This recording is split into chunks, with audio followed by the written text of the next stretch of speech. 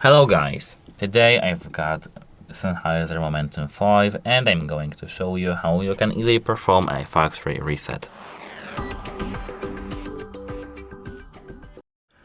To perform a factory reset, actually we've got two ways. The first one is placed in the application.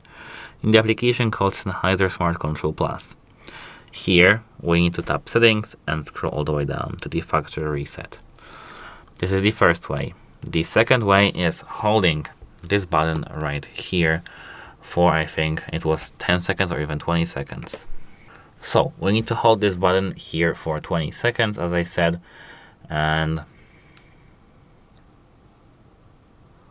remember, individual settings such as the pairing settings are not deleted. However, every single other one will be deleted.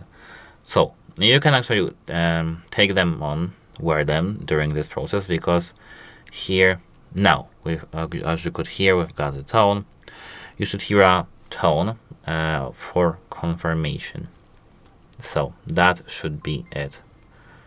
That's how to reset your headphones. As you can see here, we've got connection successful because we've got our headphones resetted. Goodbye.